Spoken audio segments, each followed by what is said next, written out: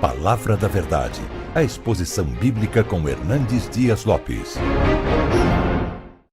Hoje eu quero conversar com vocês sobre um livro da Bíblia, um livro poético, mas um livro complexo, que tem uma mensagem extremamente oportuna para o meu e para o seu coração. E a minha oração é que a história deste livro, que a história desse personagem, nos encoraje, nos abençoe, nos fortaleça. Por isso eu quero convidar você para abrir sua Bíblia comigo no livro de Jó, no capítulo 1. Jó, capítulo 1. Nós vamos ler dos versos 6 a 12. Jó, capítulo 1, 6 a 12.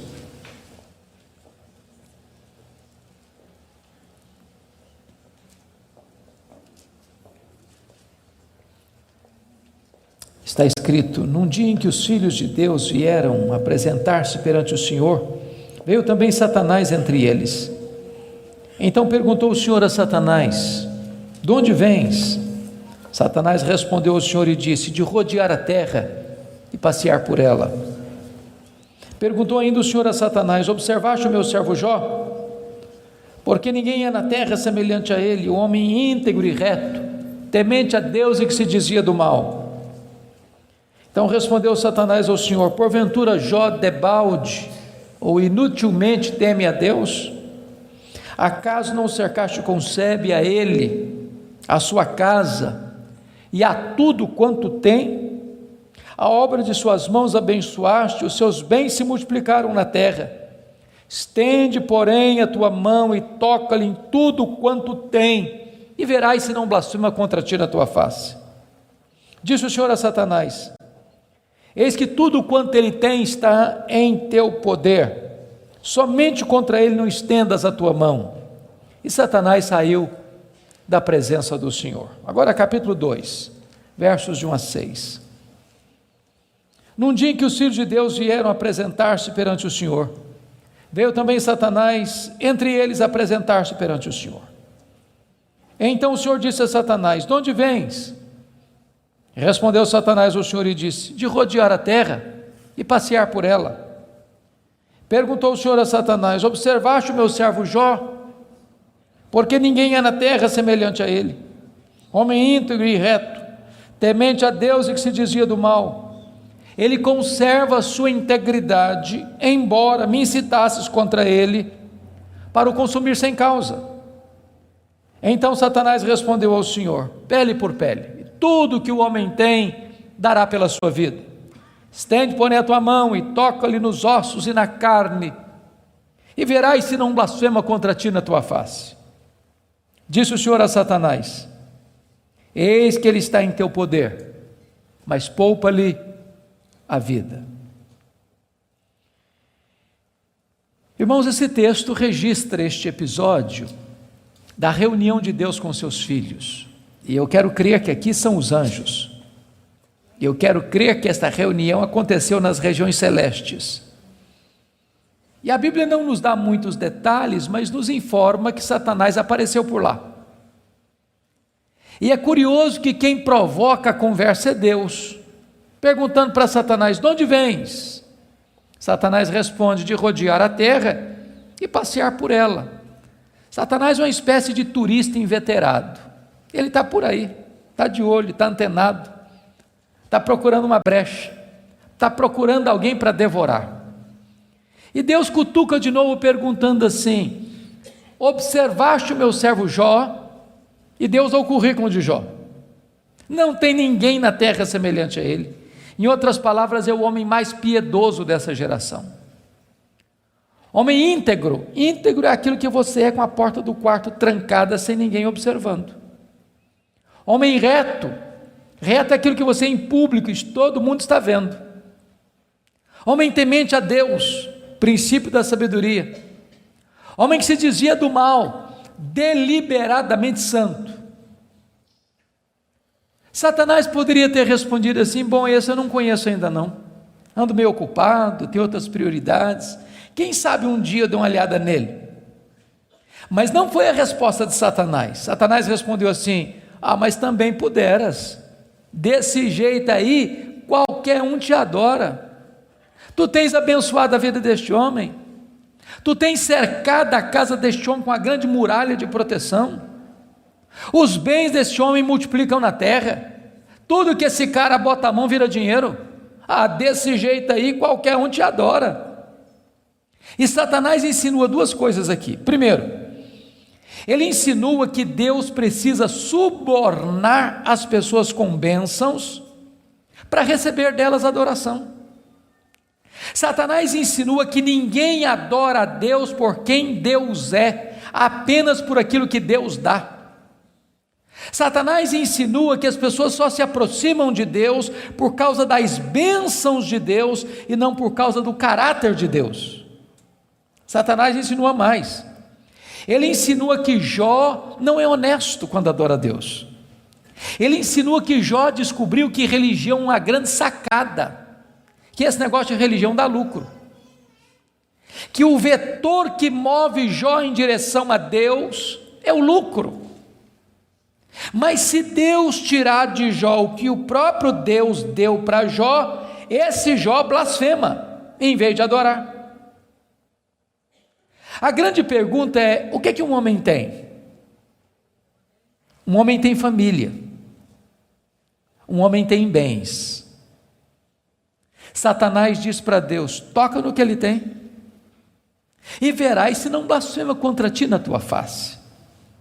Satanás levanta aqui duas teses. A primeira delas: ninguém ama mais a Deus do que o dinheiro. Segunda tese: ninguém ama mais a Deus do que a família. Sem que Jó soubesse, Deus constitui Jó em seu advogado na terra e coloca nas mãos de Jó a defesa da sua reputação e diz para Satanás: pode tocar no que ele tem, só não podes tocar na sua vida. Em outras palavras, Satanás é um ser limitado e limitado por Deus. Ele só pode ir até onde Deus o permite ir e nem 1 centímetro a mais. Nas palavras de Martinho Lutero, Satanás é um cachorro na coleira de Deus. Ele só pode ir até onde a coleira o permite ir e nem 1 centímetro a mais. O nosso Deus manda no céu, o nosso Deus manda na terra, o nosso Deus manda no inferno. Ele manda nos anjos, ele manda nos homens, ele manda nos demônios. Agora, com a permissão de Deus, obviamente, Satanás sai dali para fazer um verdadeiro terremoto na vida financeira de Jó. Confira comigo, capítulo 1, versículo 3, quão rico era esse homem. Na parte final do verso 3, somos informados de que este homem era o maior de todos os do Oriente. Sabe o que significa isso? Ele era o homem mais rico da sua geração. Já fomos informados que ele era o mais piedoso. Agora somos informados que ele é o mais rico. E aqui cai um mito. O mito de que um homem rico não pode ser piedoso. Não é verdade isso. É possível ser rico e o mais rico, e é possível esse rico ser piedoso e o mais piedoso. O problema não é ter dinheiro, o problema é o dinheiro nos ter. O problema não é ter dinheiro no bolso, o problema é entronizar dinheiro no coração. O problema não é o dinheiro, o problema é o amor do dinheiro. Agora notem vocês que no capítulo 1, versículo 15, 16 e 17, Satanás vai usar 3 elementos para levar Jó à falência: os sabeus, o fogo e os caldeus. E não foi numa semana, num mês, num ano, numa década. Foi num único dia que o homem mais rico da sua geração entra em colapso financeiro, vai à falência. Ora, você e eu conhecemos gente que por muito menos blasfema contra Deus, por muito menos levanta os punhos contra os céus, por muito menos dá um tiro na cabeça. A pergunta é: será que a tese de Satanás era verdadeira? Será que ninguém ama mais a Deus do que o dinheiro? Será que Jó blasfemaria contra Deus? A resposta está no versículo 21 do capítulo 1. Quando Jó recebe a notícia de que ele está falido, ele diz assim: nu saí do ventre da minha mãe, nu eu voltarei. Sabe o que ele está dizendo? eu não trouxe nada para o mundo, eu não vou levar nada do mundo, portanto o que eu ganhei entre o berço e a sepultura não é a razão da minha vida. Ele derrota a primeira tese de Satanás, ele prova que ele ama mais a Deus que o dinheiro, ele prova que ele serve a Deus, não por aquilo que Deus dá, mas por quem Deus é. Mas agora vem a segunda tese: ninguém ama mais a Deus do que a família. Vocês concordam comigo certamente, e quem tem mais de 2 filhos aqui, sabem disso, ou 2 filhos, a partir de 2 filhos, os filhos não são naturalmente unidos, não são. Quando você vê uma família unida, os filhos unidos, pode saber, por trás tem um pai, tem uma mãe que acompanha, que orienta, que aconselha, que intercede, que exorta, que costura essa unidade. Agora, quando tem dinheiro é mais complicado ainda, porque dinheiro não tem liga, dinheiro não tem amálgama. Se você perceber no capítulo 1, versículo 2, Jó tinha 7 filhos e 3 filhas.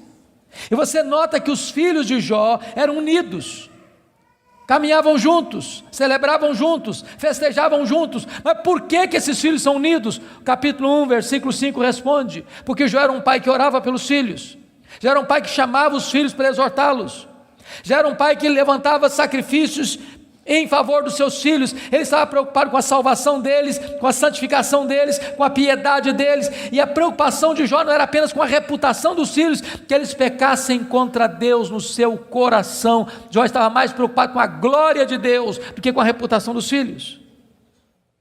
Mas agora, com a permissão de Deus, não foi um dia, uma semana depois, um mês depois, um ano depois, nem uma década depois, foi no mesmo dia da tragédia financeira, que Jó recebe o mais amargo recado: seus 10 filhos morreram num único acidente.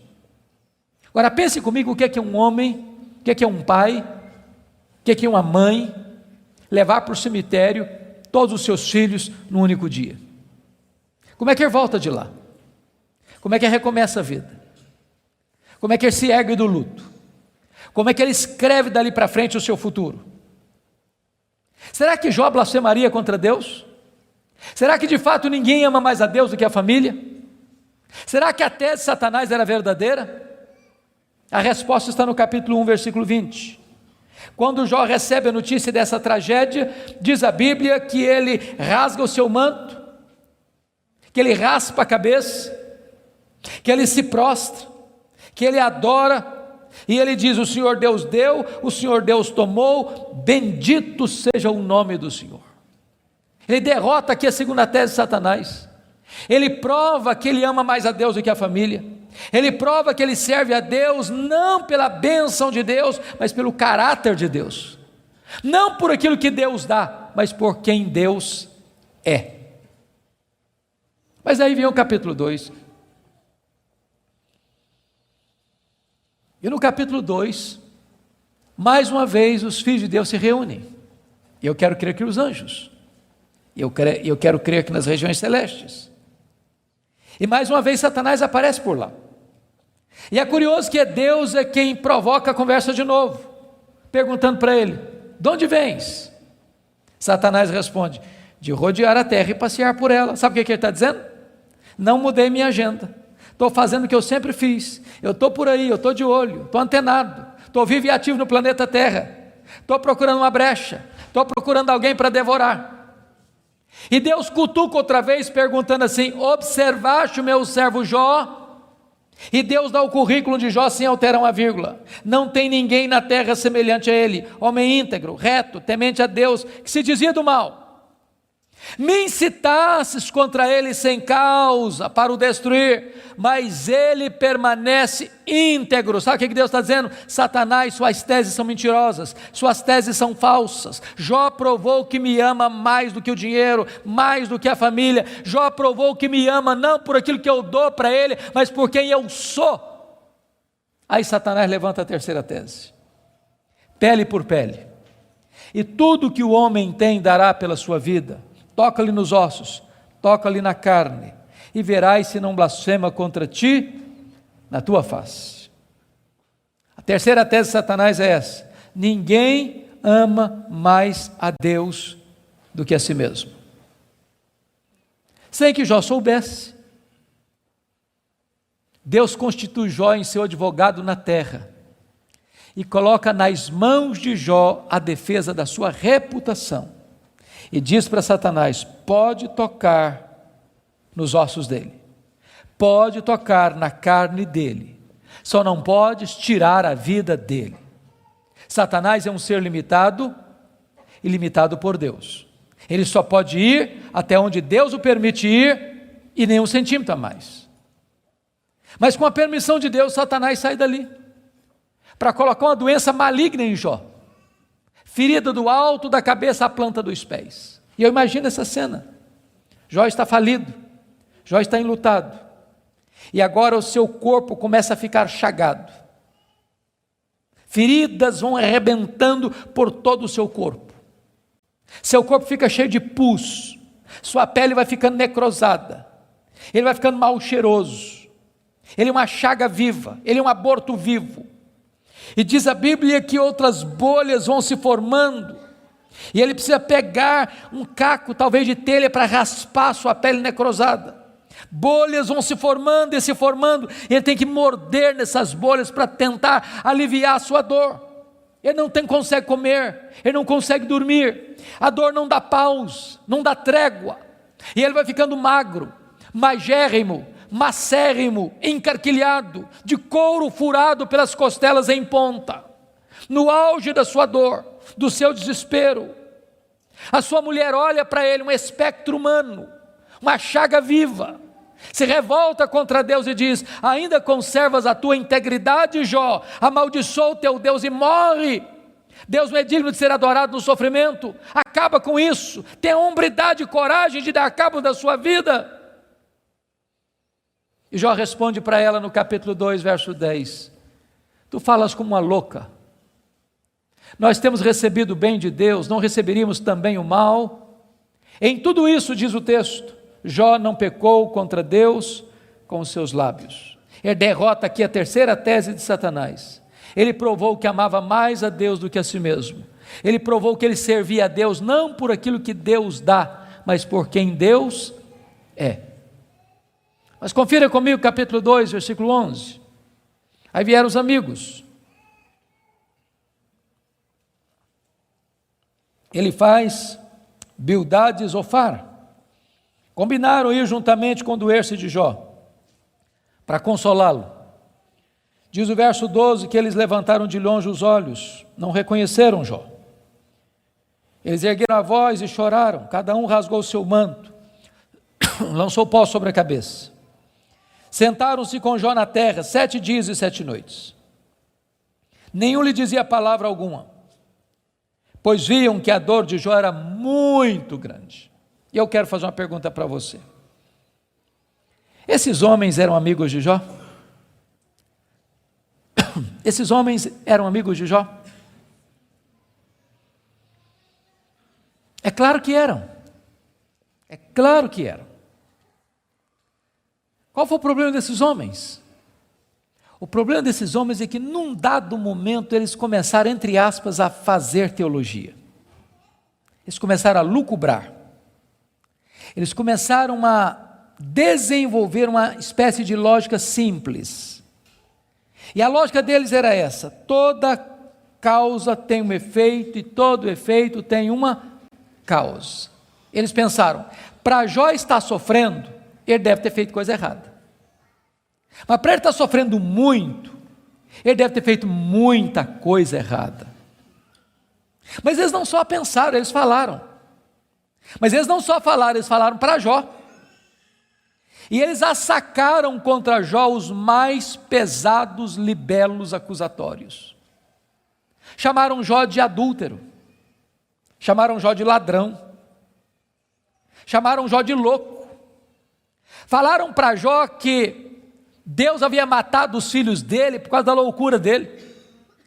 Falaram para Jó que ele tinha ficado rico porque tinha roubado os órfãos e as viúvas. E eles foram massacrando Jó. E eles foram cravejando Jó com as suas setas mais venenosas. E eles foram esmagando Jó com as suas críticas mais desumanas e cruéis. Eles foram passando Jó debaixo do rolo compressor da impiedade. O que é que Jó fez? O que você e eu faríamos? Ele começa a perguntar assim para Deus: por que, meu Deus? Mas por que eu estou sofrendo? Mas por que a minha dor não cessa? Mas por que os meus filhos morreram? Mas por que eu não morri no ventre da minha mãe? Mas por que eu não morri ao nascer? Mas por que os seios da minha mãe não estavam murchos de leite para eu morrer de fome? Mas por que o Senhor não me mata de uma vez? Ele levantou aos céus 16 vezes esta mesma pergunta: por quê? Por quê? Por quê? Por quê? Ele levantou aos céus 34 queixas contra Deus. Sabe qual foi a resposta de Deus para ele? O total silêncio. Nenhuma palavra, nenhuma explicação, nenhuma luz no fim do túnel, nenhum sinal do seu favor. E eu posso garantir a vocês que pior do que sofrer é sofrer sem explicação. O silêncio de Deus grita mais alto nos nossos ouvidos do que o barulho mais ruidoso das circunstâncias mais adversas. Se vocês não estão notando, Jó está sendo golpeado por todos os lados. Ele está sendo encurralado, emparedado, entrincheirado por circunstâncias medonhas. Ele está sendo golpeado nas 5 áreas mais importantes da vida. Por exemplo, área financeira. O homem mais rico vai à falência. Segundo, a saúde. Um homem saudável vira uma chaga aberta. Terceiro, o casamento. Na hora que esse cara mais precisava do apoio da mulher dele, ela disse assim para ele: morre, homem, mas morre logo. Chega, para com isso, morre. Quarta área, os filhos. Irmãos, não é natural pai enterrar filhos. Não é natural. Não é natural. Um dia um médico que acabara de sepultar o seu filho caçula, disse para mim com lágrimas nos olhos: pastor, eu não aceito isso, o meu filho ter furado a fila. Isso não é natural. Quinta área que Jó está sendo golpeado: as amizades. Aqueles que vieram para serem consoladores e aplicarem um azeite terapêutico do refrigério, aplicam-lhe o vinagre das críticas mais amargas. Esse homem está sendo golpeado por todos os lados. Esse homem, na verdade, está no fundo de um poço. Não tem mais nada para perder. Mas quando você está no fundo de um poço, só tem uma direção para olhar: é para cima. É para o alto, é para Deus. E quando ele olhou para cima, ele arranca do peito um brado de esperança e diz assim: mas uma coisa eu sei, é que o meu Redentor vive, e por fim revestir este meu corpo de pele, eu verei o meu Redentor. Quando ele dá esse brado de esperança, daqui a pouco Deus rompe o silêncio, e Deus começa a falar com ele. Mas quando Deus rompe o silêncio, Deus não responde nenhuma das 16 perguntas de Jó. Quando Deus rompe o silêncio, Deus não responde nenhuma das 34 queixas de Jó.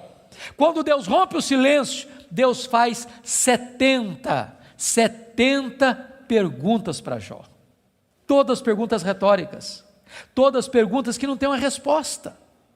Deus pergunta para Jó assim: ô Jó, onde você estava quando eu lançava os fundamentos da terra? Ô Jó, onde você estava quando eu espalhava as estrelas no firmamento? Ô Jó, onde você estava quando eu cercava as águas do mar para elas não invadirem a terra? Ô Jó, me explica aí, onde fica o reservatório do vento? Me explica, Jó, como é que eu formo a geada?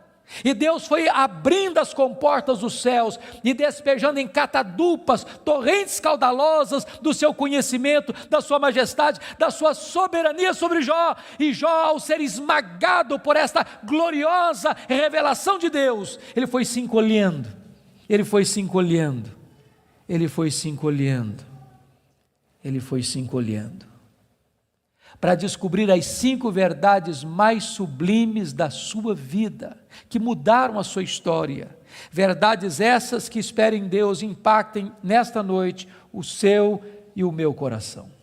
Que verdades são essas? Vá comigo, por favor, para o capítulo 42 deste mesmo livro.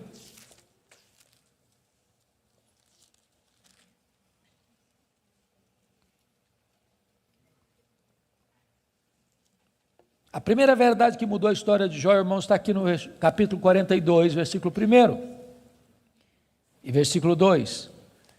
Então respondeu Jó ao Senhor: bem sei que tudo podes. Primeira coisa que ele descobre é a onipotência de Deus. Deixa eu dizer uma coisa para você maravilhosa. Você e eu temos impossibilidades intransponíveis. Intransponíveis. Eu gosto muito de ler. Procuro visitar uma livraria pelo menos uma vez por semana, para ver o que está saindo. Você sabe que no Brasil e no mundo, os dois tipos de livros que mais são publicados, primeiro são livros de autoajuda. Depois, livros que ensinam você a ficar rico rápido. São os livros que mais são publicados. Toda semana tem livro novo nessa área. E esses livros dizem assim para você: você tem a força, você é capaz, você tem o poder, você é um gigante, há poder nas suas palavras, basta você fazer cócega no seu interior e levantar-se-á daí um gigante. Sabe o que a Bíblia diz? Exatamente o contrário disso. A Bíblia diz que você e eu somos fracos, mas muito fracos. Por exemplo, nós temos fraquezas físicas. Hoje, gente, gostando ou não, querendo ou não, o tempo vai esculpindo algumas rugas no nosso rosto, indisfarçáveis. De vez em quando um cosmético ajuda. Daqui a pouco uma cirurgia plástica dá uma boa melhorada. Mas chega uma hora que nem Pitangui e a sua equipe dão mais jeito. As pernas ficam bambas, os joelhos trôpegos, as mãos descaídas, os olhos embaçados, e diz os entendidos que cada fio de cabelo branco que brota na sua cabeça é a morte chamando você para um duelo. E eu acho até um exército acampado ao meu redor. Nós temos fraquezas físicas. Nós temos fraquezas emocionais, irmãos. Quantas vezes você e eu, nas noites mais tenebrosas da nossa alma, já gememos, já choramos, desesperados, dizendo: meu Deus, eu não aguento mais, eu não aguento mais. Temos fraquezas emocionais. Nós temos fraquezas morais. Quantas vezes você já orou a Deus com sinceridade de coração, dizendo: Deus, eu não quero mais cometer esse erro, Deus, eu não quero mais transgredir e cair nesse mesmo pecado, Deus, eu não quero mais reincidir nesse erro, e daqui a pouco você se flagra cometendo o mesmo erro, o mesmo pecado. Não é porque faltou para você sinceridade, não, faltou para você poder. Temos fraquezas morais. Nós temos fraquezas espirituais.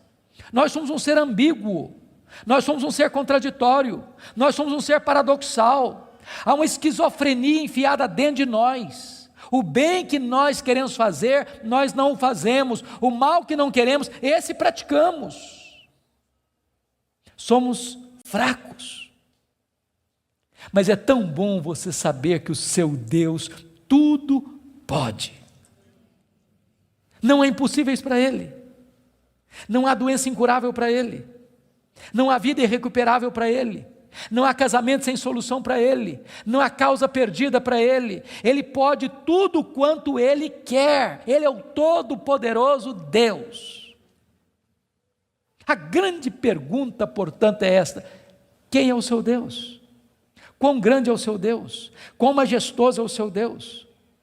A W. Tozer, um dos mais importantes escritores do século passado, ele diz que o maior problema da igreja é que ela passa a maior parte do tempo tomando o seu próprio pulso e olhando para o seu próprio umbigo.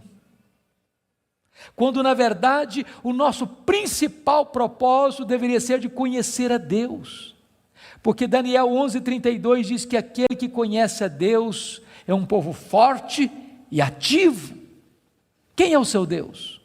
Quão grande é o seu Deus? Quão majestoso é o seu Deus? Quando o profeta Isaías estava escrevendo o seu livro, e agora nós sabemos no capítulo 40, ele diz que o meu Deus, diz Isaías, é aquele que mede as águas na concha da sua mão. Pense comigo no Pacífico, no Atlântico, no Índico, no Mediterrâneo, nos rios, nos mares. Deus mede as águas na concha da sua mão. Vá ao Atlântico, tente esvaziá-lo com um baldinho, veja quanto tempo você vai levar. Diz: o meu Deus é aquele que pesa o pó das montanhas em balança de precisão, como se estivesse pesando partículas de ouro. Ele diz: o meu Deus, ele mede os céus a palmos. Ele diz: o meu Deus espalha as estrelas no firmamento, e por ser forte em força e grande em poder, quando as chama, nenhuma delas vem a faltar. Agora pergunte para um astrônomo, qual é o tamanho desse universo que Deus mediu a palmos? Sabe qual é a resposta dele? Eu não sei. Mas você sabe. Você sabe. Você sabe que o universo não é infinito, porque a infinitude é um atributo exclusivo de Deus.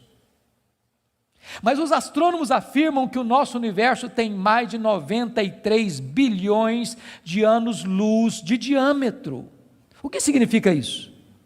Significa que se você pudesse voar à velocidade da luz, 300 mil quilômetros por segundo, nessa velocidade você demoraria mais de 93 bilhões de anos para ir de uma extremidade à outra do universo. Pois Deus criou tudo isso, Ele é maior do que tudo isso, Ele é seu Pai, e Ele está dizendo: Ele tudo pode. Pergunte a um astrônomo quantas estrelas existem. Sabe qual é a resposta dele? Eu não sei. Mas eles afirmam categórica e insofismavelmente que há mais estrelas no universo do que grãos de areia em todas as praias e desertos do nosso planeta. Vá um dia à praia, encha a concha da sua mão de areia, leve para casa, bote numa tábua de vidro e conte quantos grãos de areia você consegue colocar na concha da sua mão. Há mais grãos de areia, há mais estrelas no firmamento que todos os grãos de areia de todas as praias e desertos do nosso planeta. Deus não apenas criou todas elas, Deus conhece cada uma delas pelo nome. E por ser forte em força e grande em poder, quando as chama, nenhuma delas vem a faltar. Este é o seu Deus, Ele tudo pode. Mas não é apenas o macro-universo que nos impressiona, não, o micro também. Se você for hoje na sua casa, lá no quintal ou na varanda que tem uma planta, tire lá uma folha, por mais tenra e delgada que ela seja, ela é tão complexa quanto a região metropolitana da Grande Campinas. Chegue em casa hoje, vá na geladeira, pega um ovo, quebre numa frigideira. Aquela gema é mais complexa do que qualquer máquina que o homem jamais inventou. Dr. John Wilson, que é uma das maiores autoridades em oftalmologia no mundo, disse que há em cada um dos nossos olhos em torno de 2 milhões de fios duplos encapados, e se não for assim haveria um curto-circuito e nós ficaríamos cegos. Dr. Marshall Nirenberg, prêmio Nobel de Biologia, fez uma das mais fantásticas descobertas no século passado. Ele descobriu que nós somos um ser programado geneticamente. Ele descobriu que nós somos um ser computadorizadamente, geneticamente. Ele descobriu que você e eu temos em torno de 60 trilhões de células vivas no nosso corpo. Ele descobriu que em cada uma dessas células nós temos 1,70 m de fita DNA, onde estão gravados e computadorizados todos os nossos dados genéticos, a cor dos nossos olhos, a cor da nossa pele, o nosso temperamento. Se você espichar a fita DNA do seu corpo, você tem 102 trilhões de metros de fita DNA, você tem 102 bilhões de quilômetros de fita DNA no seu corpo. Daria para dar diversas voltas no sistema planetário. Dr. Louis vai dizer que códigos de vida não se originam espontaneamente. Códigos de vida não se originam de uma explosão de milhões, de uma explosão, a mega explosão cósmica. Códigos de vida não se originam de uma evolução de milhões e milhões de anos. Códigos de vida foram plantados em você pelo Deus Todo-Poderoso, Criador dos céus e da terra. Ele tudo pode. Deixa eu ilustrar isso para você.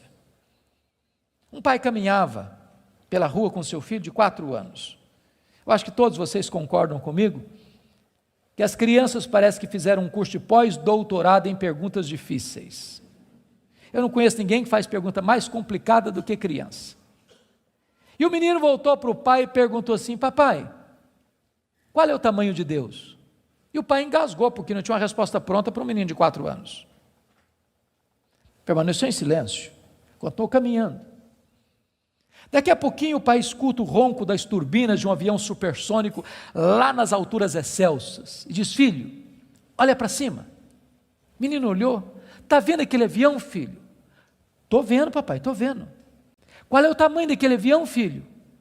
Ah, papai, muito pequeno, estava muito longe.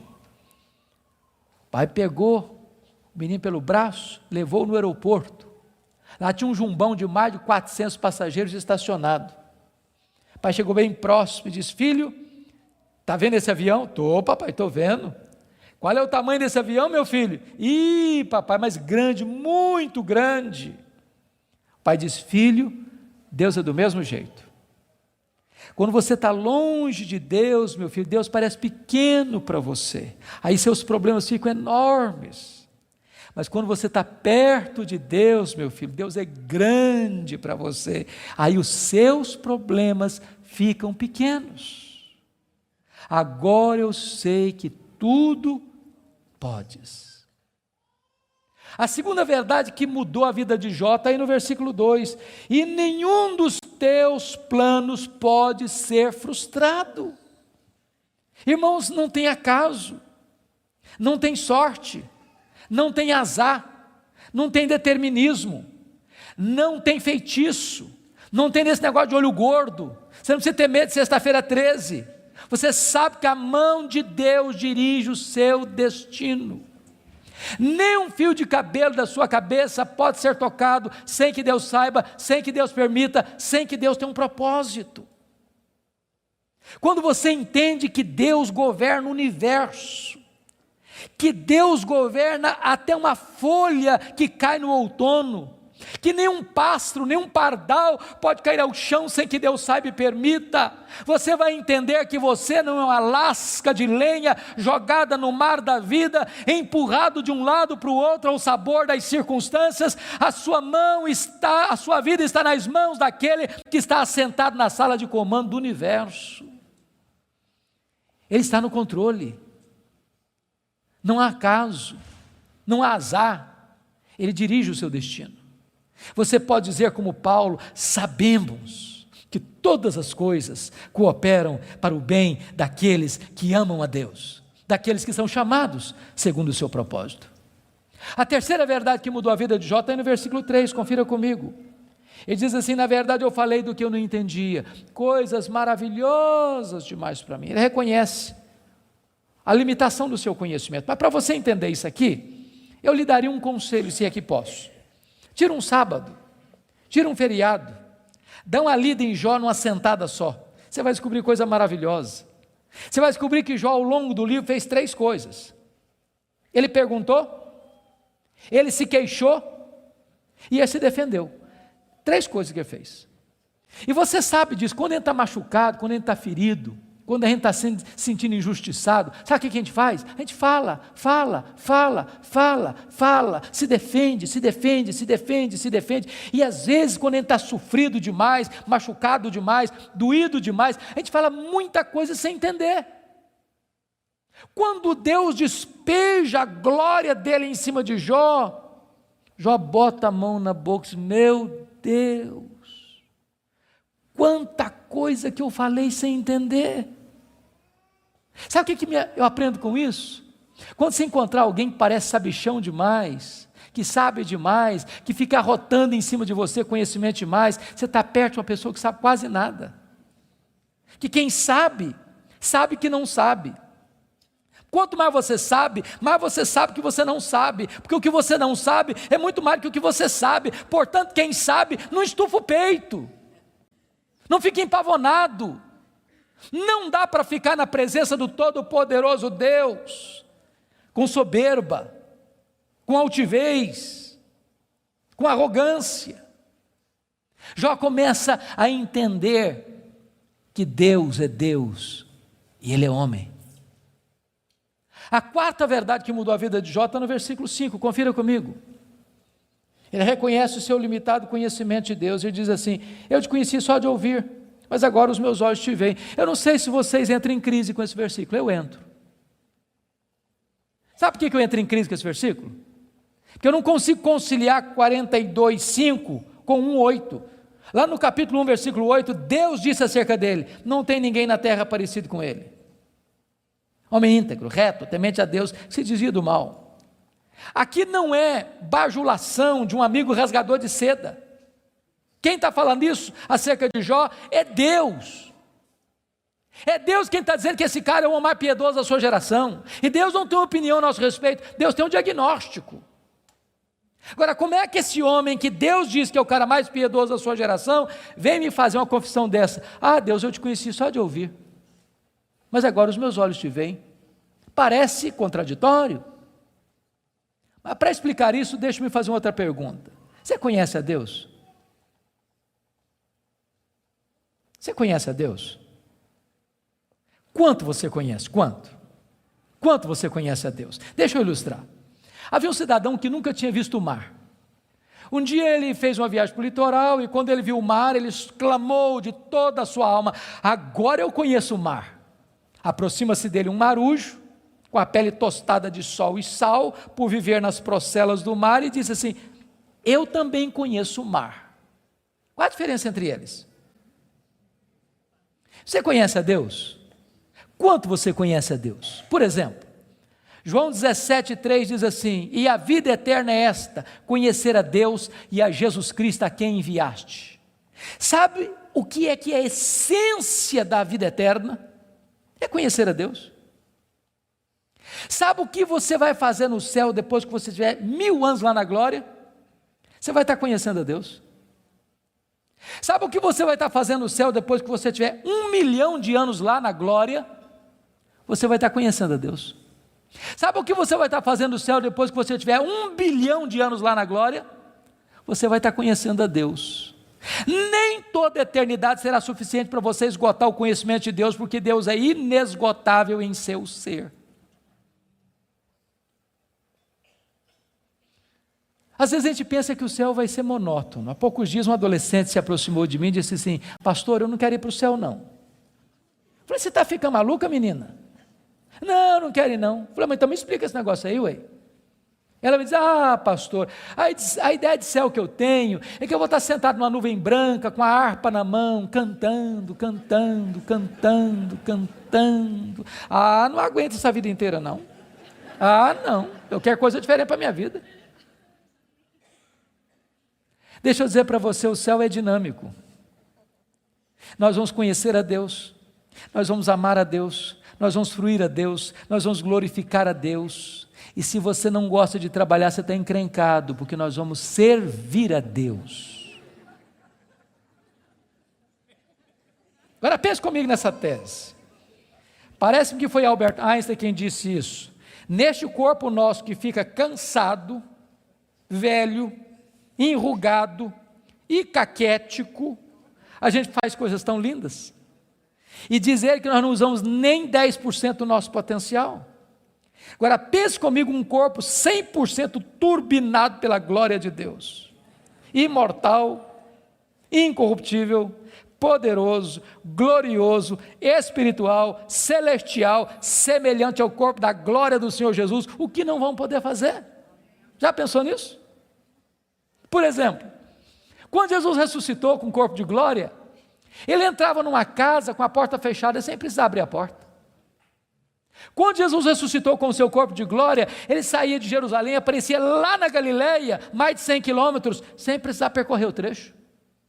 Quando Jesus ressuscitou com o corpo de glória, ele foi assunto aos céus, levado entre nuvens. Eu pergunto para você agora, com que velocidade Jesus voltou para o céu? Velocidade da luz? 300 mil quilômetros por segundo. Porque se Jesus voltou na velocidade da luz, 300 mil quilômetros por segundo, depois de 2000 anos, ele está logo ali na esquina ainda. Eu pergunto para você, com que velocidade um anjo vem do céu à terra? Com que velocidade? A Bíblia diz que lá no Getsêmani, Jesus disse para Pedro assim, bota essa espada na bainha aí, se eu precisasse de ajuda, eu rogaria ao Pai, ele me mandaria mais de 12 legiões de anjos. Quantos são 12 legiões de anjos? 72 mil anjos. Com que velocidade eles viriam? No estalar de dedos. O que significa isso? Significa que os anjos não estão sujeitos às mesmas leis que nos governam, de tempo, de espaço, de tamanho. A Bíblia diz que nós vamos ser como os anjos, não no sentido de que não teremos um corpo, mas vamos viver na mesma dimensão. Nós vamos habitar e reinar com Cristo nos novos céus e na nova terra. Vamos servir a Ele, vamos trabalhar para Ele, vamos glorificar a Ele, vamos conhecê-lo, e jamais chegará um dia na eternidade que a gente possa dizer assim, agora eu conheço tudo a respeito de Deus, não tem mais nada para conhecer, porque esse dia jamais chegará, porque Deus é inesgotável em seu ser. Agora eu entendo Jó, sabe o que o Jó está dizendo? Deus, eu só estou arranhando a superfície, só arranhando a superfície, tem mais, tem muito mais, tem infinitamente mais. Agora eu entendo o profeta, conheçamos e prossigamos em conhecer o Senhor. Mas a última verdade que mudou a vida de Jó está no versículo 6, confira comigo. Ele diz assim, por isso eu me abomino e eu me arrependo no pó e na cinza. Ele reconheceu a enormidade do seu pecado. E aqui eu entro em crise de novo. Porque essa confissão aqui cabe bem na boca de um ladrão, de um assassino, de um adúltero, de um corrupto. Mas não cabe na boca do camarada que o próprio Deus diz que ele é o mais piedoso da sua geração. Eu me abomino. E eu me arrependo no pó e na cinza. Como é que você vai entender isso? A grande questão aqui é a seguinte, irmãos, as pessoas que mais sofrem e lamentam os seus pecados, não são as pessoas que mais pecam. As pessoas que mais choram, lamentam e confessam os seus pecados, são as pessoas que mais perto de Deus andam. Quem anda longe de Deus, nem consciência de pecado tem. Eu estava pregando, final do ano passado, no Hospital Cruz Azul, em São Paulo. E a Eleni Vassão, que é capelã, me disse, nós lidamos com uma situação muito triste, agora recente. Eu perguntei, o que foi, Eleni? O que aconteceu? Ela me disse que chega no hospital uma moça, com seus pais, com hemorragia muito severa. E quando o médico foi examinar aquela moça, o médico disse, essa menina acabou de ter um bebê. Essa moça acabou de ter um bebê. E a moça protestou, falou, não, o senhor está enganado, eu não estava grávida não. Os pais disseram, não, essa moça não estava grávida. E o médico radicalizou, pois essa moça acabou de ter um bebê. E a família inteira negou. E o médico radicalizou de novo, tragam-me o bebê, senão eu denuncio o fato à polícia. Daqui meia hora, chegou um bebê, morto, numa caixa de isopor.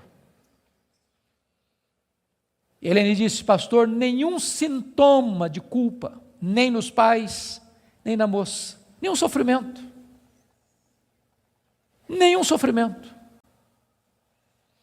Há poucos dias em São Paulo eu vi um cidadão que recebeu 3 mil reais para matar uma outra pessoa, pistoleiro de aluguel. Eu nunca tinha visto aquele homem nunca tinha falado mal dele, nunca tinha feito mal para ele. Ele recebeu 3 mil reais, botou no bolso, foi lá, deu 5 tiros na pessoa, matou a pessoa, foi para casa, tomou um banho, jantou e dormiu.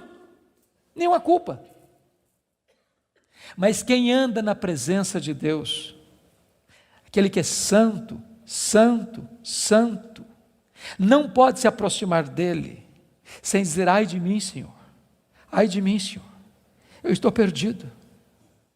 Não pode se aproximar dele sem dizer: Senhor, eu me abomino no pó e na cinza, eu me arrependo. Porque na presença desse Deus, até os serafins cobrem o rosto. Então preste bem atenção nisso. Se você encontrar um crente que toda hora que ele falar com você, ele é o herói, ele tem uma história para contar, onde ele está na frente, onde ele sabe mais, onde ele é mais piedoso, onde ele sempre está contando os seus feitos, os seus prodígios, e enaltecendo a si mesmo, e batendo palmas para si mesmo, pode ter certeza, você está perto de alguém que está longe de Deus.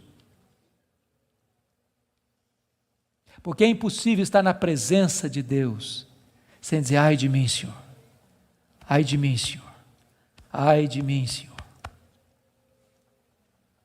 Agora eu não sei se você já parou para perguntar por que Deus restaurou a sorte de Jó, versículo 10, quando ele orava para os seus amigos. Já perguntou isso? Por que Deus restaurou a sorte dele quando ele orava pelos seus amigos? Deixa eu fazer uma perguntinha para você. Alguém já falou mal de você alguma vez?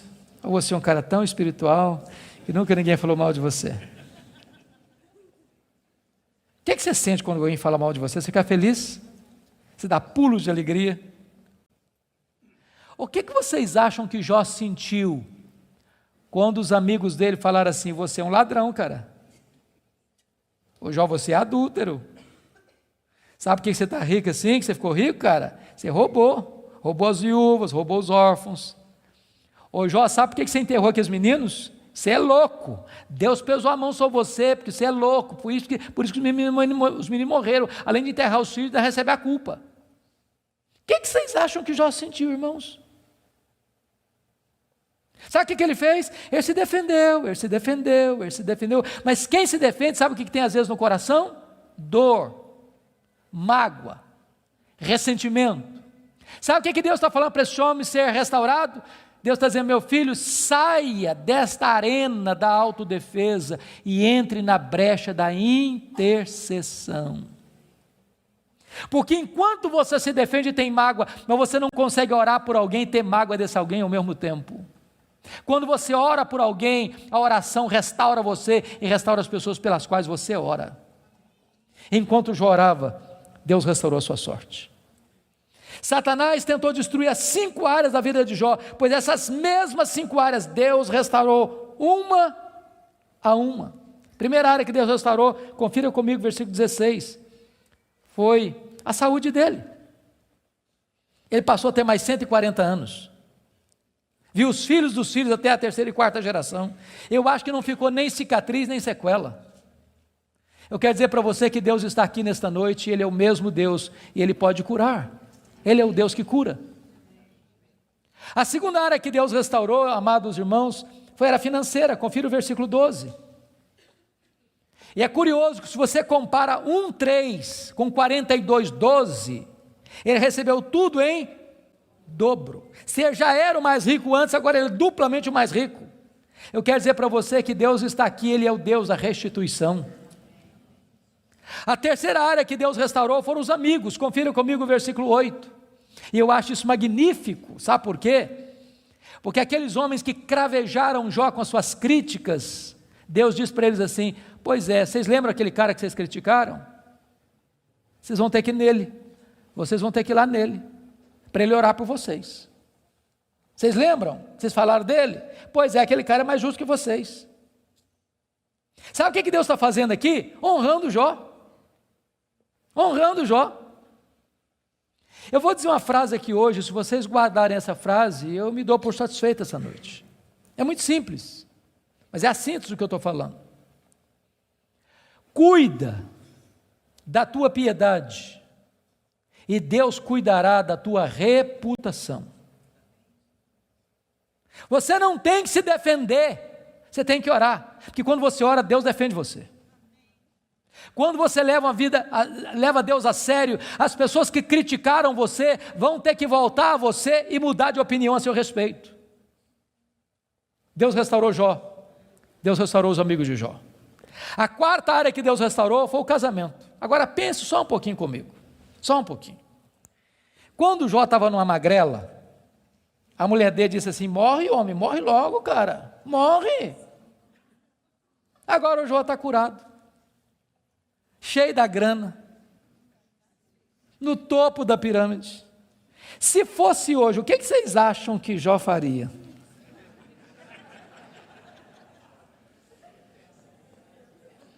Eu acho que ele ia dizer assim, você queria que eu morresse, né? A fila andou, minha filha. Estou noutra. Irmãos queridos, Deus não faz a obra pela metade.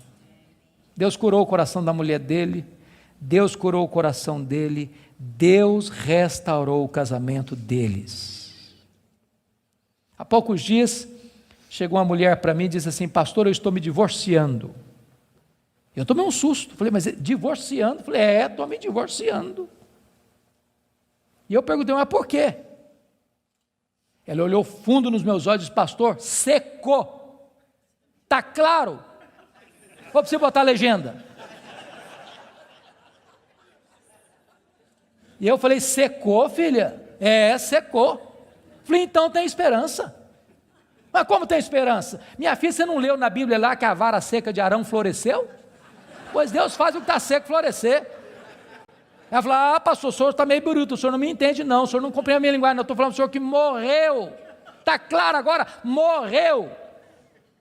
Eu falei, morreu, filha? Morreu, sim, senhor. Eu falei, então tem esperança? Ué, você não já leu na Bíblia que Jesus ressuscita os mortos? Pois Jesus ressuscita esse sentimento que está morto aí, ué. Pastor, o senhor está ficando biruto, o senhor não está me entendendo não, eu estou falando para o senhor que acabou, está claro agora, acabou. Eu falei, acabou, filha? Ué, então tem esperança? Ué, você não leu na Bíblia lá que Deus chama a existência as coisas que não existem? Deus pode chamar a existência o que não tem aí, ué. Você não vai divorciar essa semana não, nós vamos orar uma semana, daqui a semana você volta aqui. Passou uma semana, ela voltou. Falei, pastor, acabou a vontade de divorciar. Deus está mudando meu coração, estou animado e nós vamos continuar juntos. Deixa eu dizer uma coisa para você, Deus está aqui. E Deus é o Deus que restaura casamentos quebrados. Finalmente, a última área que Deus restaurou, com os filhos. Capítulo 1, versículo 2, quantos filhos Jó tinha? 10 filhos. 42, 13, quantos filhos Jó vai ter agora? Quantos? 10. Aí vocês dizem, bom, então não foi tudo em dobro. Porque se ele tinha 10 e Deus deu tudo em dobro, quanto é que devia ter agora? 20. Então não foi tudo em dobro. Como é que a gente entende isso? Deixa eu dizer uma coisa para você, querido. Quando uma ovelha morre, você perde uma ovelha. Mas quando um filho morre, você não perde um filho. Como aquele pai que voltava do cemitério, e o amigo disse, meus sentimentos, eu soube que o senhor perdeu seu filho. Eu disse, não, eu não perdi meu filho. Você perde alguém quando você não sabe onde ele está. Eu sei onde está meu filho, eu sei com quem está meu filho está no céu, meu filho está com Jesus, eu não perdi o meu filho. Jó agora tem 10 filhos na terra, Jó agora tem 10 filhos no céu. Deus restaurou completamente.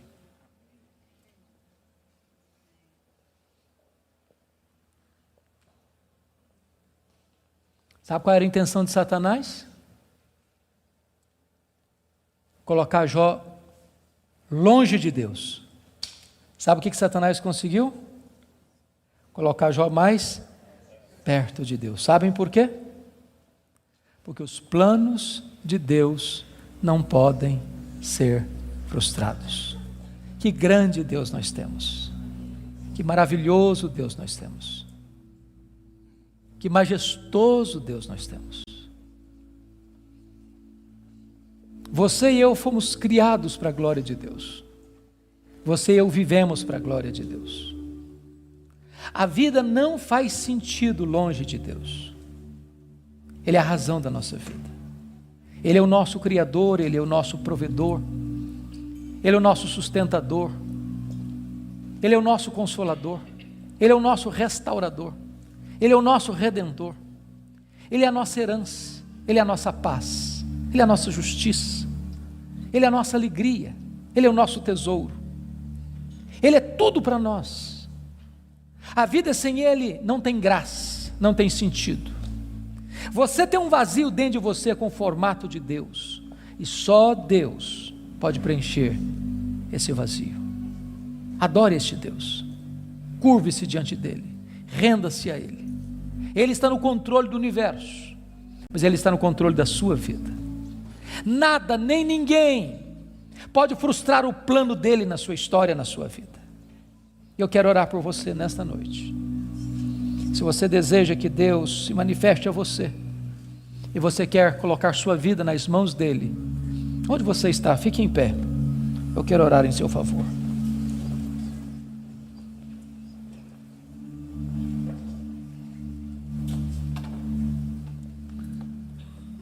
Ó Deus, nós te adoramos nesta noite, porque só Tu és Deus, o Todo-Poderoso Deus, o Deus que não é forjado por mãos humanas, o Deus que não foi criado pela imaginação dos homens, o Deus que é, o Deus eterno, o Deus criador, sustentador da vida, o Deus da nossa salvação. Tu estás aqui neste lugar, ó Deus, e nós te rogamos que Tu sondes os nossos corações, que Tu olhes para nós, que Tu nos visites, que Tu nos restaures. E se porventura entrou alguém aqui, Deus, sem Te conhecer como Deus pessoal, que esta seja a noite da reconciliação contigo, a noite da salvação, a noite da restauração. Se alguém entrou aqui, Deus, passando crises na vida financeira, na saúde, no casamento, na relação com os filhos, na relação com os amigos, que essa seja uma noite de cura e de restauração. Se alguém entrou aqui, Deus, cheio de perguntas e de queixas, sem respostas, que nesta noite Tu te reveles a este coração, dando respostas aos céus, que aliviem a alma, que aquietem o coração. Conceda a Tua graça sobre o Teu povo, derrama sobre nós a luz do Teu rosto. Queremos viver para Te conhecer, para Te honrar, para Te exaltar, para nos deleitarmos em Ti, porque Tu és a fonte de todo o nosso prazer. Glória ao Teu nome, pela Tua palavra, glória ao Teu nome, pela Tua igreja, glória ao Teu nome, pelas famílias aqui presentes, glória ao Teu nome, por esse tempo precioso de culto. Nós Te adoramos, na pessoa do Teu Filho, nosso Redentor. Aleluia. Amém.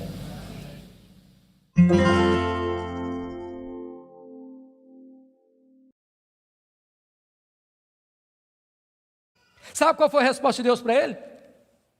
O total silêncio. Nenhuma palavra, nenhuma explicação, nenhuma luz no fim do túnel, nenhum sinal do seu favor. E eu posso garantir a vocês que pior do que sofrer, é sofrer sem explicação. O silêncio de Deus grita mais alto nos nossos ouvidos do que o barulho mais ruidoso das circunstâncias mais adversas. Se vocês não estão notando, Jó está sendo golpeado por todos os lados. Ele está sendo encurralado, emparedado, entrincheirado por circunstâncias medonhas. Ele está sendo golpeado nas 5 áreas mais importantes da vida. Por exemplo, área financeira. O homem mais rico vai à falência. Segundo, a saúde. Um homem saudável vira uma chaga aberta. Terceiro, o casamento. Na hora que esse cara mais precisava do apoio da mulher dele, ela disse assim para ele: morre, homem, mas morre logo. Chega, para com isso, morre. Quarta área, os filhos. Irmãos, não é natural pai enterrar filhos. Não é natural. Não é natural. Um dia um médico que acabara de sepultar o seu filho caçula, disse para mim com lágrimas nos olhos: pastor, eu não aceito isso, o meu filho ter furado a fila. Isso não é natural. Quinta área que Jó está sendo golpeado: as amizades. Aqueles que vieram para serem consoladores e aplicarem um azeite terapêutico do refrigério, aplicam-lhe o vinagre das críticas mais amargas. Esse homem está sendo golpeado por todos os lados. Esse homem, na verdade, está no fundo de um poço. Não tem mais nada para perder. Mas quando você está no fundo de um poço, só tem uma direção para olhar: é para cima, é para o alto, é para Deus. E quando ele olhou para cima, ele arranca do peito um brado de esperança e diz assim: mas uma coisa eu sei, é que o meu Redentor vive, e por fim revestir este meu corpo de pele, eu verei o meu Redentor. Quando ele dá esse brado de esperança, daqui a pouco Deus rompe o silêncio, e Deus começa a falar com ele. Mas quando Deus rompe o silêncio, Deus não responde nenhuma das 16 perguntas de Jó. Quando Deus rompe o silêncio, Deus não responde nenhuma das 34 queixas de Jó. Quando Deus rompe o silêncio, Deus faz 70 perguntas para Jó. Todas perguntas retóricas, todas perguntas que não têm uma resposta. Deus pergunta para Jó assim: ô Jó, onde você estava quando eu lançava os fundamentos da terra? Ô Jó, onde você estava quando eu espalhava as estrelas no firmamento? Ô Jó, onde você estava quando eu cercava as águas do mar para elas não invadirem a terra? Ô Jó, me explica aí, onde fica o reservatório do vento? Me explica, Jó, como é que eu formo a geada? E Deus foi abrindo as comportas dos céus e despejando em catadupas, torrentes caudalosas do seu conhecimento, da sua majestade, da sua soberania sobre Jó. E Jó, ao ser esmagado por esta gloriosa revelação de Deus, ele foi se encolhendo, ele foi se encolhendo, ele foi se encolhendo, ele foi se encolhendo, para descobrir as 5 verdades mais sublimes da sua vida, que mudaram a sua história. Verdades essas que, espero em Deus, impactem nesta noite o seu e o meu coração. Que verdades são essas? Vá comigo, por favor, para o capítulo 42 deste mesmo livro.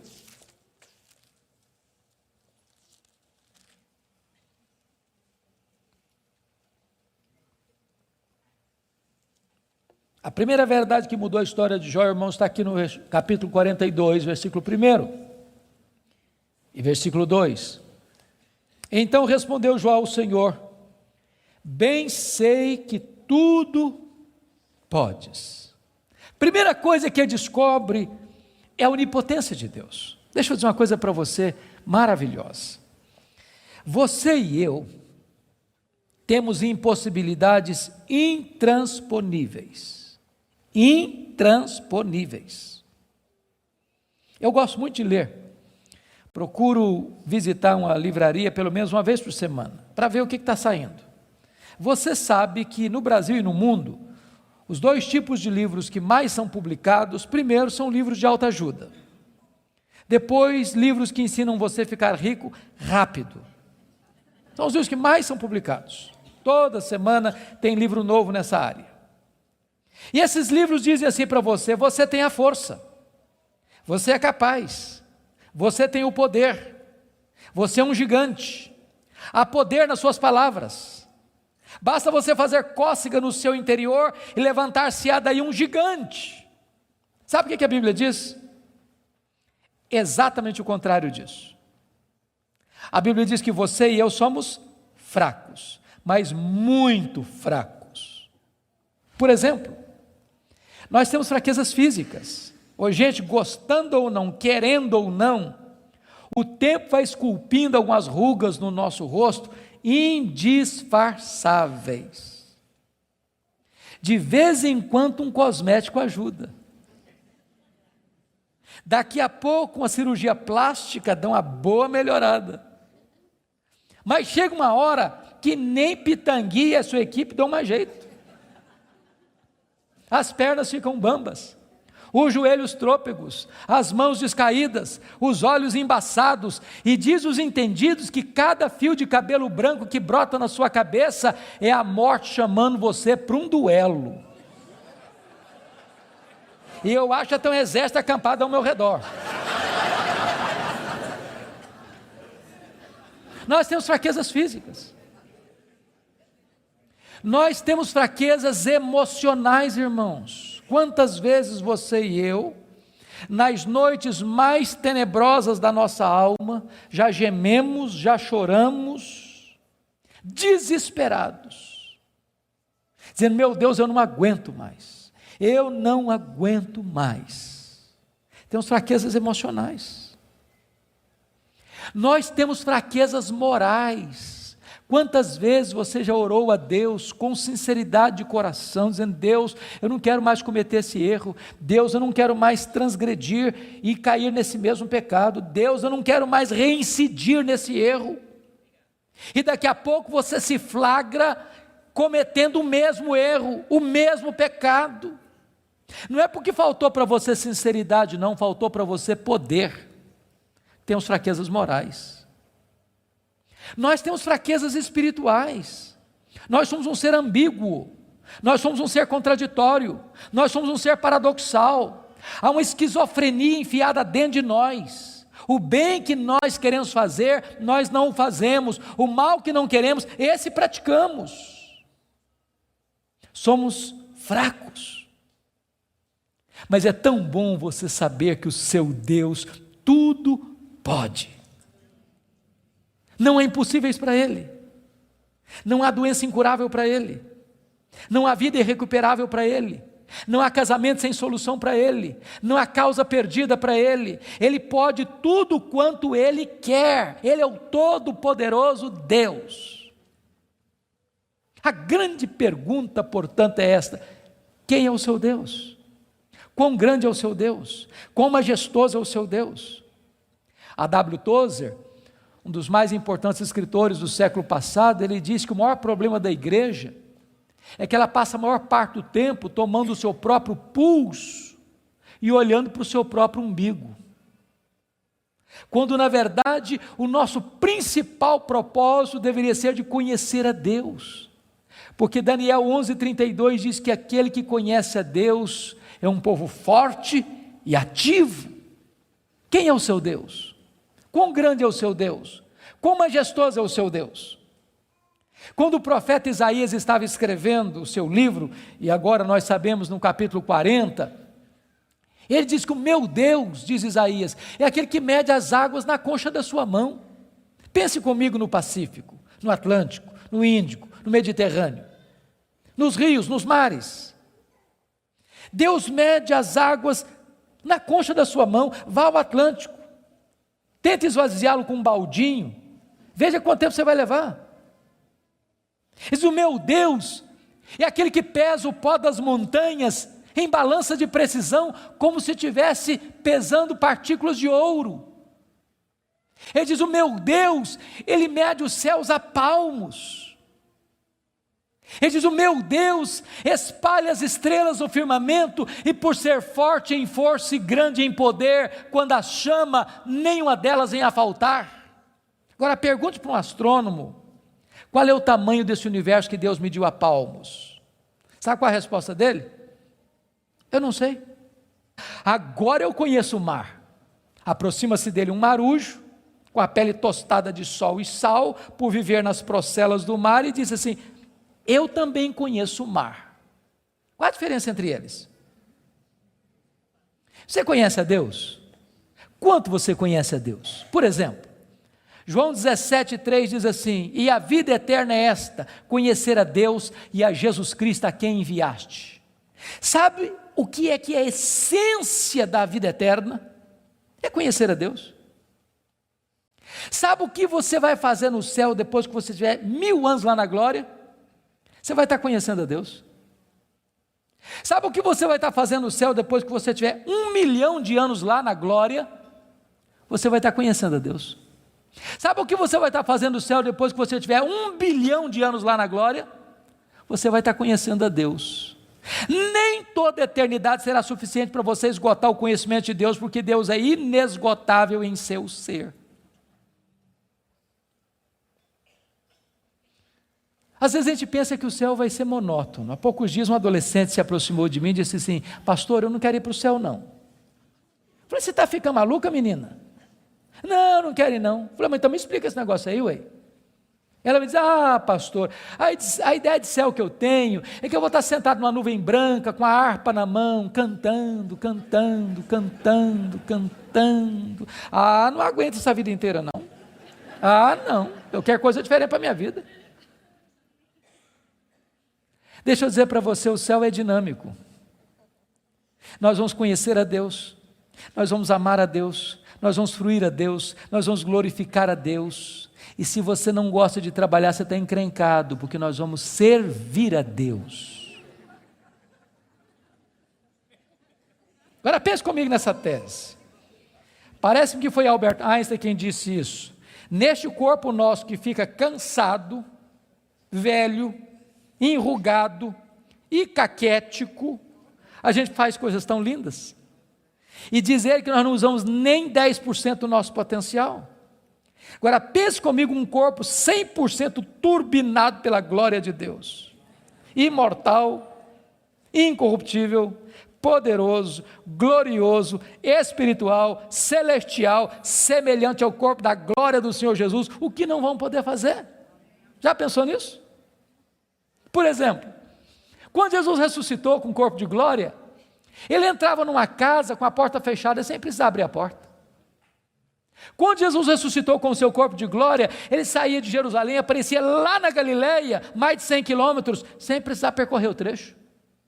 Quando Jesus ressuscitou com o corpo de glória, ele foi assunto aos céus, levado entre nuvens. Eu pergunto para você agora, com que velocidade Jesus voltou para o céu?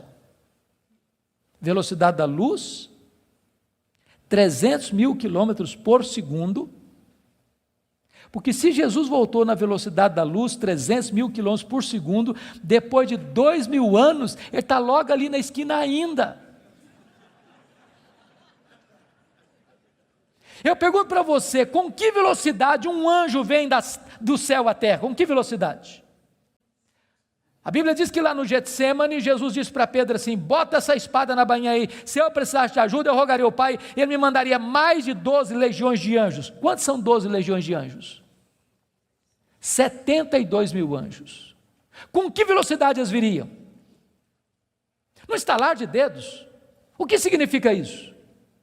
Significa que os anjos não estão sujeitos às mesmas leis que nos governam, de tempo, de espaço, de tamanho. A Bíblia diz que nós vamos ser como os anjos, não no sentido de que não teremos um corpo, mas vamos viver na mesma dimensão. Nós vamos habitar e reinar com Cristo nos novos céus e na nova terra. Vamos servir a Ele, vamos trabalhar para Ele, vamos glorificar a Ele, vamos conhecê-lo, e jamais chegará um dia na eternidade que a gente possa dizer assim: agora eu conheço tudo a respeito de Deus, não tem mais nada para conhecer, porque esse dia jamais chegará, porque Deus é inesgotável em seu ser. Agora eu entendo Jó. Sabe o que o Jó está dizendo? Deus, eu só estou arranhando a superfície, só arranhando a superfície. Tem mais, tem muito mais, tem infinitamente mais. Agora eu entendo o profeta: conheçamos e prossigamos em conhecer o Senhor. Mas a última verdade que mudou a vida de Jó está no versículo 6, confira comigo. Ele diz assim: por isso eu me abomino e eu me arrependo no pó e na cinza. Ele reconheceu a enormidade do seu pecado. E aqui eu entro em crise de novo. Porque essa confissão aqui cabe bem na boca de um ladrão, de um assassino, de um adúltero, de um corrupto. Mas não cabe na boca do camarada que o próprio Deus diz que ele é o mais piedoso da sua geração. Eu me abomino, e eu me arrependo no pó e na cinza. Como é que você vai entender isso? A grande questão aqui é a seguinte, irmãos: as pessoas que mais sofrem e lamentam os seus pecados não são as pessoas que mais pecam. As pessoas que mais choram, lamentam e confessam os seus pecados são as pessoas que mais perto de Deus andam. Quem anda longe de Deus nem consciência de pecado tem.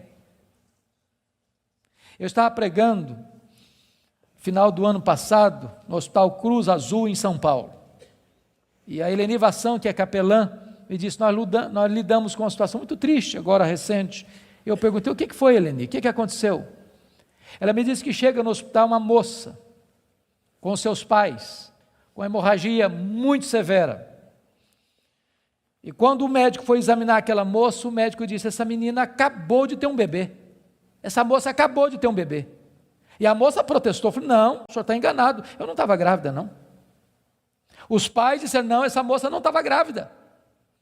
E o médico radicalizou: pois essa moça acabou de ter um bebê. E a família inteira negou. E o médico radicalizou de novo: tragam-me o bebê, senão eu denuncio o fato à polícia. Daqui meia hora, chegou um bebê morto numa caixa de isopor. Helene disse: pastor, nenhum sintoma de culpa, nem nos pais, nem na moça, nenhum sofrimento. Nenhum sofrimento.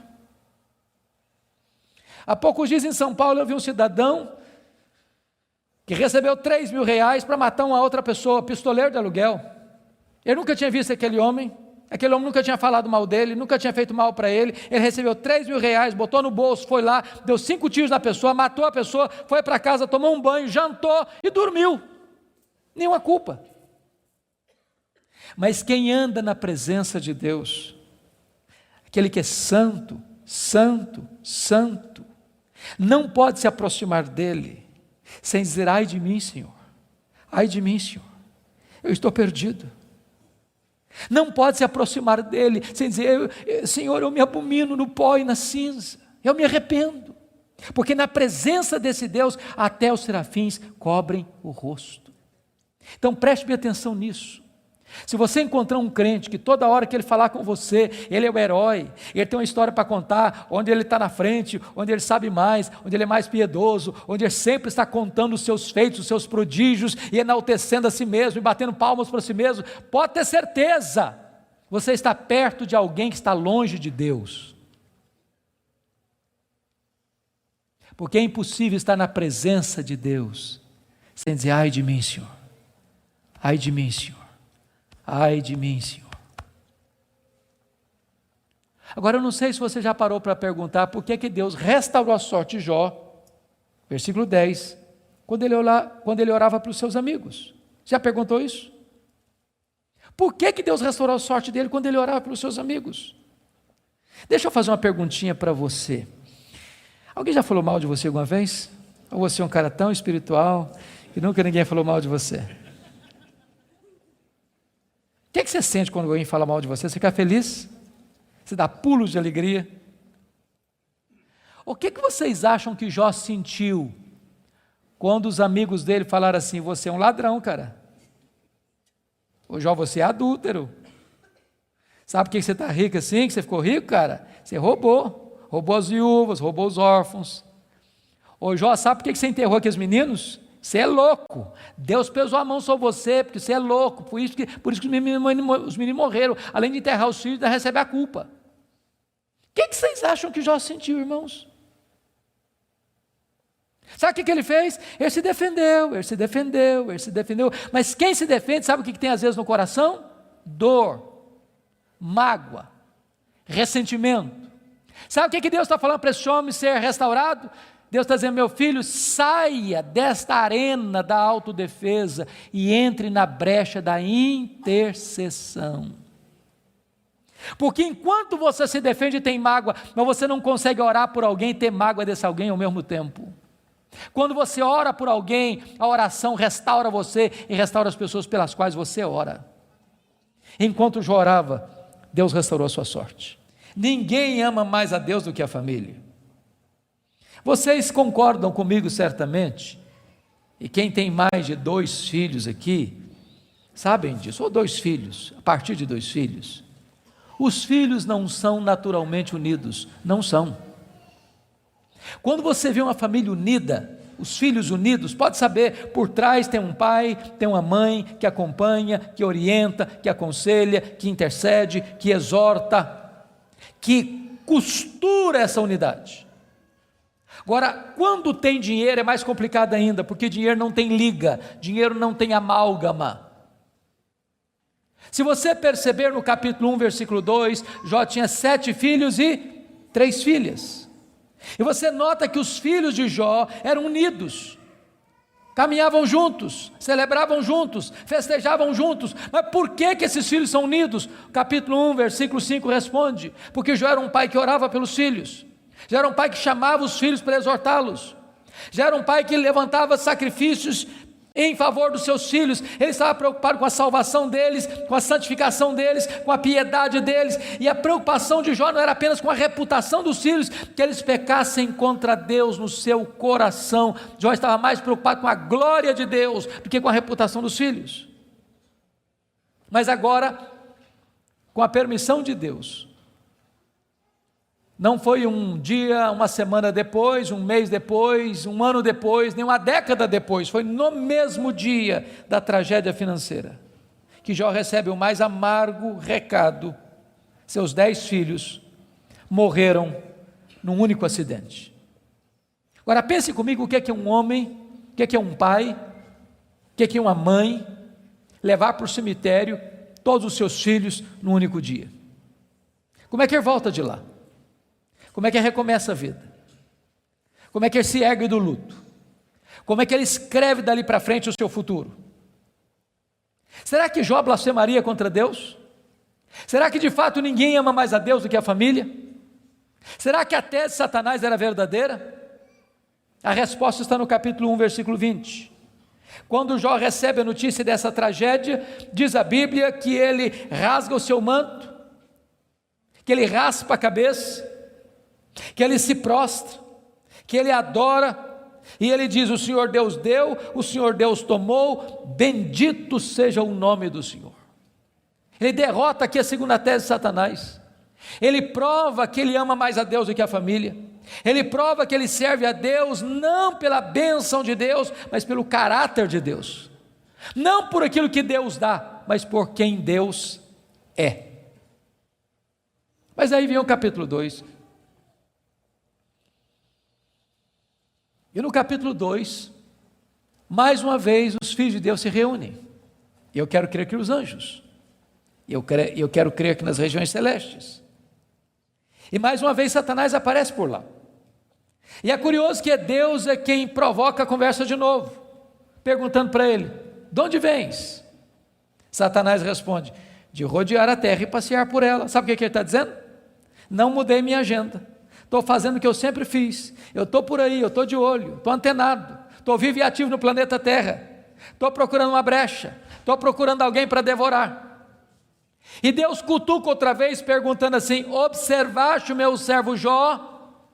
E Deus dá o currículo de Jó sem alterar uma vírgula: não tem ninguém na terra semelhante a ele, homem íntegro, reto, temente a Deus, que se desvia do mal.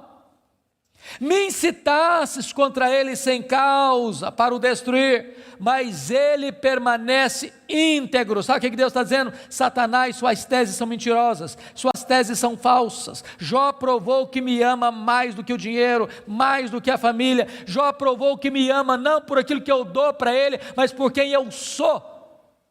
Aí Satanás levanta a terceira tese: pele por pele, e tudo que o homem tem dará pela sua vida. Toca-lhe nos ossos, toca-lhe na carne, e verás se não blasfema contra ti na tua face. A terceira tese de Satanás é essa: ninguém ama mais a Deus do que a si mesmo. Sem que Jó soubesse, Deus constitui Jó em seu advogado na terra, e coloca nas mãos de Jó a defesa da sua reputação. E diz para Satanás: pode tocar nos ossos dele, pode tocar na carne dele, só não podes tirar a vida dele. Satanás é um ser limitado e limitado por Deus. Ele só pode ir até onde Deus o permite ir, e nem um centímetro a mais. Mas com a permissão de Deus, Satanás sai dali para colocar uma doença maligna em Jó, ferida do alto da cabeça à planta dos pés. E eu imagino essa cena: Jó está falido, Jó está enlutado, e agora o seu corpo começa a ficar chagado, feridas vão arrebentando por todo o seu corpo, seu corpo fica cheio de pus, sua pele vai ficando necrosada, ele vai ficando mal cheiroso, ele é uma chaga viva, ele é um aborto vivo. E diz a Bíblia que outras bolhas vão se formando, e ele precisa pegar um caco, talvez de telha, para raspar sua pele necrosada. Bolhas vão se formando e se formando, e ele tem que morder nessas bolhas para tentar aliviar a sua dor. Ele não consegue comer, ele não consegue dormir, a dor não dá pausa, não dá trégua, e ele vai ficando magro, magérrimo, macérrimo, encarquilhado, de couro furado pelas costelas em ponta, no auge da sua dor, do seu desespero. A sua mulher olha para ele, um espectro humano, uma chaga viva, se revolta contra Deus e diz: ainda conservas a tua integridade, Jó? Amaldiçoa o teu Deus e morre. Deus não é digno de ser adorado no sofrimento. Acaba com isso, tenha hombridade e coragem de dar cabo da sua vida. E Jó responde para ela no capítulo 2, verso 10: tu falas como uma louca. Nós temos recebido o bem de Deus, não receberíamos também o mal? Em tudo isso, diz o texto, Jó não pecou contra Deus com os seus lábios. Ele derrota aqui a terceira tese de Satanás. Ele provou que amava mais a Deus do que a si mesmo. Ele provou que ele servia a Deus não por aquilo que Deus dá, mas por quem Deus é. Mas confira comigo capítulo 2, versículo 11. Aí vieram os amigos. Ele faz Bildade e Zofar. Combinaram ir juntamente com doer-se de Jó, para consolá-lo. Diz o verso 12 que eles levantaram de longe os olhos, não reconheceram Jó. Eles ergueram a voz e choraram, cada um rasgou o seu manto, lançou pó sobre a cabeça. Sentaram-se com Jó na terra 7 dias e 7 noites. Nenhum lhe dizia palavra alguma, pois viam que a dor de Jó era muito grande. E eu quero fazer uma pergunta para você. Esses homens eram amigos de Jó? Esses homens eram amigos de Jó? É claro que eram. É claro que eram. Qual foi o problema desses homens? O problema desses homens é que num dado momento eles começaram, entre aspas, a fazer teologia. Eles começaram a lucubrar. Eles começaram a desenvolver uma espécie de lógica simples. E a lógica deles era essa: toda causa tem um efeito e todo efeito tem uma causa. Eles pensaram, para Jó estar sofrendo, ele deve ter feito coisa errada. Mas para ele estar sofrendo muito, ele deve ter feito muita coisa errada. Mas eles não só pensaram, eles falaram. Mas eles não só falaram, eles falaram para Jó. E eles assacaram contra Jó os mais pesados libelos acusatórios. Chamaram Jó de adúltero. Chamaram Jó de ladrão. Chamaram Jó de louco. Falaram para Jó que Deus havia matado os filhos dele por causa da loucura dele. Falaram para Jó que ele tinha ficado rico porque tinha roubado os órfãos e as viúvas. E eles foram massacrando Jó. E eles foram cravejando Jó com as suas setas mais venenosas. E eles foram esmagando Jó com as suas críticas mais desumanas e cruéis. Eles foram passando Jó debaixo do rolo compressor da impiedade. O que Jó fez? O que você e eu faríamos? Ele começa a perguntar assim para Deus: por que, meu Deus? Mas por que eu estou sofrendo? Mas por que a minha dor não cessa? Mas por que os meus filhos morreram? Mas por que eu não morri no ventre da minha mãe? Mas por que eu não morri ao nascer? Mas por que os seios da minha mãe não estavam murchos de leite para eu morrer de fome? Mas por que o Senhor não me mata de uma vez? Ele levantou aos céus 16 vezes esta mesma pergunta: por quê, por quê, por quê, por quê? Ele levantou aos céus 34 queixas contra Deus. Mas você sabe que o universo não é infinito, porque a infinitude é um atributo exclusivo de Deus. Mas os astrônomos afirmam que o nosso universo tem mais de 93 bilhões de anos-luz de diâmetro. O que significa isso? Significa que se você pudesse voar à velocidade da luz, 300 mil quilômetros por segundo, nessa velocidade você demoraria mais de 93 bilhões de anos para ir de uma extremidade à outra do universo. Pois Deus criou tudo isso, Ele é maior do que tudo isso, Ele é seu Pai, e Ele está dizendo, Ele tudo pode. Pergunte a um astrônomo quantas estrelas existem. Sabe qual é a resposta dele? Eu não sei. Mas eles afirmam categórica e insofismavelmente que há mais estrelas no universo do que grãos de areia em todas as praias e desertos do nosso planeta. Vá um dia à praia, encha a concha da sua mão de areia, leve para casa, bote numa tábua de vidro e conte quantos grãos de areia você consegue colocar na concha da sua mão. Há mais grãos de areia, há mais estrelas no firmamento que todos os grãos de areia de todas as praias e desertos do nosso planeta. Deus não apenas criou todas elas, Deus conhece cada uma delas pelo nome. E por ser forte em força e grande em poder, quando as chama, nenhuma delas vem a faltar. Este é o seu Deus, Ele tudo pode. Mas não é apenas o macro-universo que nos impressiona, não, o micro também. Se você for hoje na sua casa, lá no quintal, ou na varanda, que tem uma planta, tire lá uma folha, por mais tenra e delgada que ela seja, ela é tão complexa quanto a região metropolitana da Grande Campinas. Chegue em casa hoje, vá na geladeira, pega um ovo, quebre numa frigideira. Aquela gema é mais complexa do que qualquer máquina que o homem jamais inventou. Dr. John Wilson, que é uma das maiores autoridades em oftalmologia no mundo, disse que há em cada um dos nossos olhos em torno de 2 milhões de fios duplos encapados, e se não for assim haveria um curto-circuito e nós ficaríamos cegos. Dr. Marshall Nirenberg, prêmio Nobel de Biologia, fez uma das mais fantásticas descobertas no século passado. Ele descobriu que nós somos um ser programado geneticamente. Ele descobriu que nós somos um ser computadorizadamente, geneticamente. Ele descobriu que você e eu temos em torno de 60 trilhões de células vivas no nosso corpo. Ele descobriu que em cada uma dessas células nós temos 1,70 m de fita DNA, onde estão gravados e computadorizados todos os nossos dados genéticos, a cor dos nossos olhos, a cor da nossa pele, o nosso temperamento. Se você espichar a fita DNA do seu corpo, você tem 102 trilhões de metros de fita DNA, você tem 102 bilhões de quilômetros de fita DNA no seu corpo. Daria para dar diversas voltas no sistema planetário.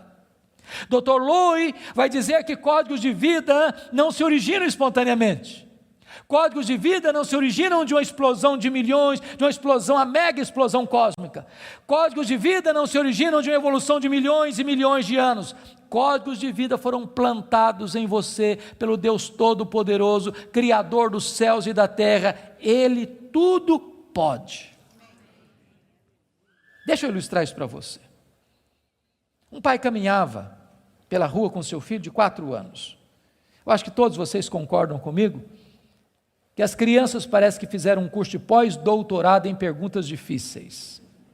Eu não conheço ninguém que faz pergunta mais complicada do que criança. E o menino voltou para o pai e perguntou assim: papai, qual é o tamanho de Deus? E o pai engasgou, porque não tinha uma resposta pronta para um menino de 4 anos. Permaneceu em silêncio, continuou caminhando. Daqui a pouquinho o pai escuta o ronco das turbinas de um avião supersônico lá nas alturas excelsas e diz: filho, olha para cima. O menino olhou: está vendo aquele avião, filho? Estou vendo, papai, estou vendo. Qual é o tamanho daquele avião, filho? Ah, papai, muito pequeno, estava muito longe. O pai pegou o menino pelo braço, levou-o no aeroporto. Lá tinha um jumbão de mais de 400 passageiros estacionado. O pai chegou bem próximo e disse: filho, está vendo esse avião? Estou, papai, estou vendo. Qual é o tamanho desse avião, meu filho? Ih, papai, mas grande, muito grande. O pai diz: filho, Deus é do mesmo jeito. Quando você está longe de Deus, meu filho, Deus parece pequeno para você. Aí seus problemas ficam enormes. Mas quando você está perto de Deus, meu filho, Deus é grande para você. Aí os seus problemas ficam pequenos. Agora eu sei que tudo podes. A segunda verdade que mudou a vida de Jó está aí no versículo 2. E nenhum dos teus planos pode ser frustrado. Irmãos, não tem acaso, não tem sorte, não tem azar, não tem determinismo, não tem feitiço, não tem esse negócio de olho gordo. Você não precisa ter medo de sexta-feira 13. Você sabe que a mão de Deus dirige o seu destino. Nem um fio de cabelo da sua cabeça pode ser tocado sem que Deus saiba, sem que Deus permita, sem que Deus tenha um propósito. Quando você entende que Deus governa o universo, que Deus governa até uma folha que cai no outono, que nenhum pássaro, nenhum pardal pode cair ao chão sem que Deus saiba e permita, você vai entender que você não é uma lasca de lenha jogada no mar da vida, empurrado de um lado para o outro ao sabor das circunstâncias. A sua vida está nas mãos daquele que está assentado na sala de comando do universo. Ele está no controle. Não há acaso, não há azar. Ele dirige o seu destino. Você pode dizer como Paulo: sabemos que todas as coisas cooperam para o bem daqueles que amam a Deus, daqueles que são chamados segundo o seu propósito. A terceira verdade que mudou a vida de Jó está no versículo 3, confira comigo. Ele diz assim: na verdade eu falei do que eu não entendia, coisas maravilhosas demais para mim. Ele reconhece a limitação do seu conhecimento, mas para você entender isso aqui, eu lhe daria um conselho, se é que posso. Tira um sábado, tira um feriado, dá uma lida em Jó numa sentada só, você vai descobrir coisa maravilhosa. Você vai descobrir que Jó, ao longo do livro, fez 3 coisas. Ele perguntou, ele se queixou e ele se defendeu. 3 coisas que ele fez. E você sabe disso, quando a gente está machucado, quando a gente está ferido, quando a gente está se sentindo injustiçado, sabe o que a gente faz? A gente fala, se defende, e às vezes quando a gente está sofrido demais, machucado demais, doído demais, a gente fala muita coisa sem entender.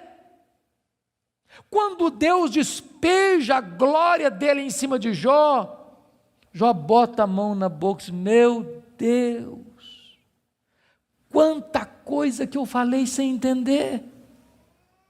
Sabe o que eu aprendo com isso? Quando você encontrar alguém que parece sabichão demais, que sabe demais, que fica arrotando em cima de você conhecimento demais, você está perto de uma pessoa que sabe quase nada.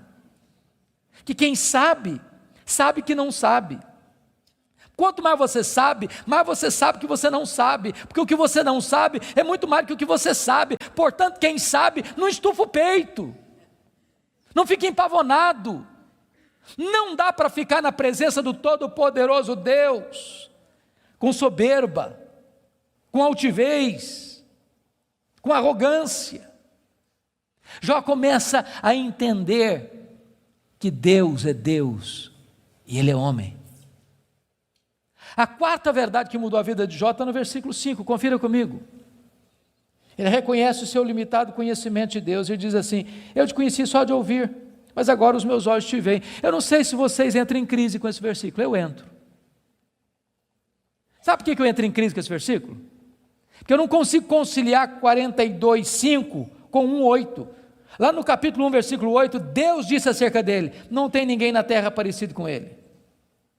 Homem íntegro, reto, temente a Deus, que se desvia do mal. Aqui não é bajulação de um amigo rasgador de seda. Quem está falando isso acerca de Jó é Deus. É Deus quem está dizendo que esse cara é o homem mais piedoso da sua geração. E Deus não tem uma opinião a nosso respeito, Deus tem um diagnóstico. Agora, como é que esse homem que Deus diz que é o cara mais piedoso da sua geração, vem me fazer uma confissão dessa? Ah, Deus, eu te conheci só de ouvir, mas agora os meus olhos te veem.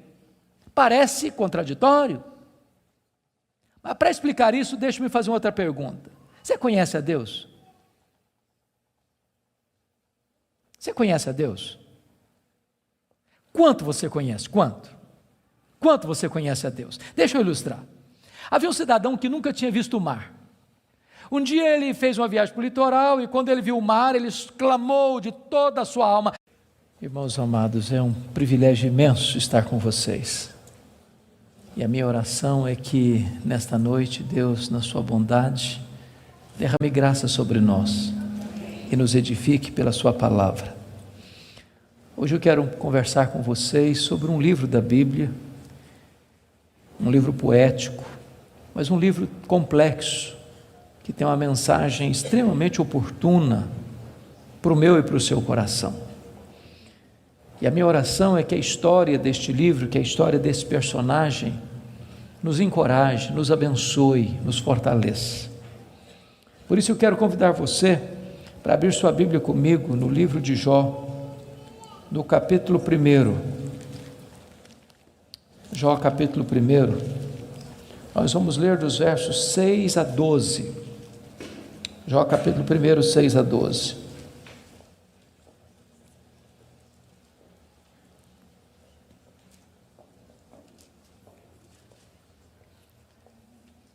Está escrito: num dia em que os filhos de Deus vieram apresentar-se perante o Senhor, veio também Satanás entre eles.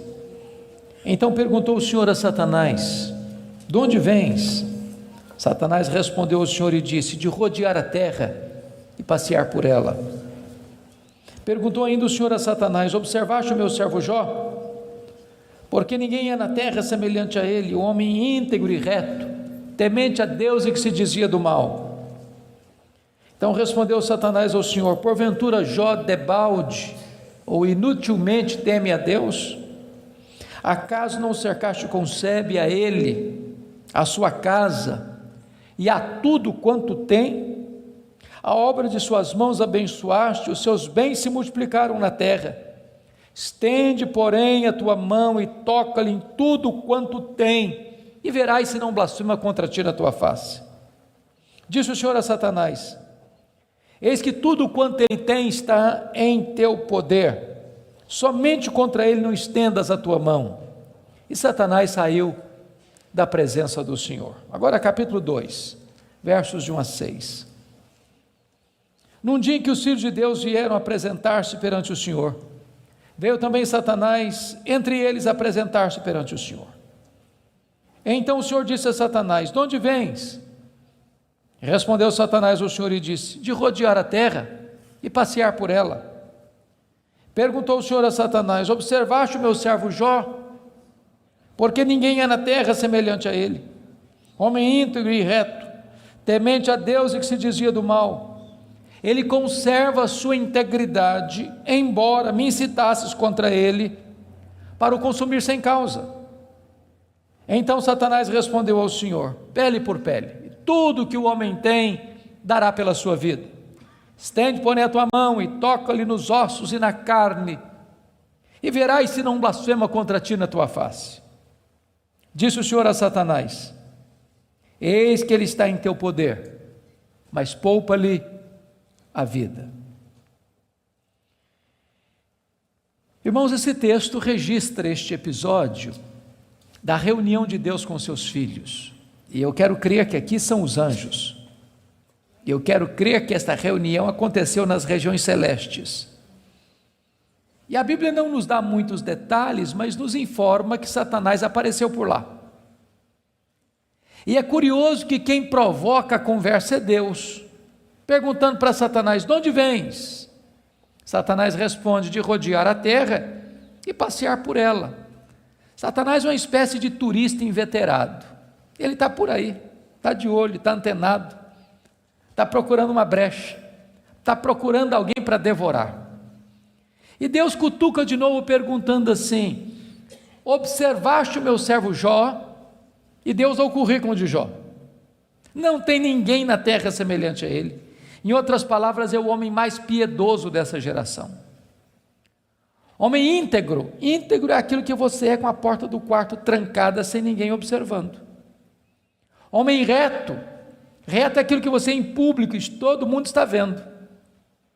Homem temente a Deus, princípio da sabedoria. homem que se dizia do mal, deliberadamente santo. Satanás poderia ter respondido assim: bom, esse eu não conheço ainda não, ando meio ocupado, tenho outras prioridades, quem sabe um dia eu dou uma olhada nele.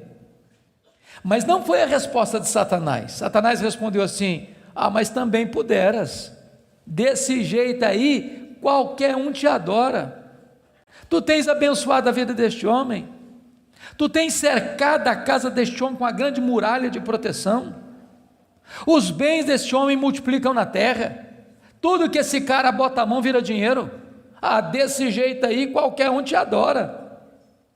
E Satanás insinua duas coisas aqui. Primeiro, ele insinua que Deus precisa subornar as pessoas com bênçãos para receber delas adoração. Satanás insinua que ninguém adora a Deus por quem Deus é, apenas por aquilo que Deus dá. Satanás insinua que as pessoas só se aproximam de Deus por causa das bênçãos de Deus e não por causa do caráter de Deus. Satanás insinua mais. Ele insinua que Jó não é honesto quando adora a Deus. Ele insinua que Jó descobriu que religião é uma grande sacada, que esse negócio de religião dá lucro, que o vetor que move Jó em direção a Deus é o lucro. Mas se Deus tirar de Jó o que o próprio Deus deu para Jó, esse Jó blasfema, em vez de adorar. A grande pergunta é: o que é que um homem tem? Um homem tem família, um homem tem bens. Satanás diz para Deus: toca no que ele tem, e verás se não blasfema contra ti na tua face. Satanás levanta aqui duas teses. A primeira delas: ninguém ama mais a Deus do que o dinheiro. Segunda tese: ninguém ama mais a Deus do que a família.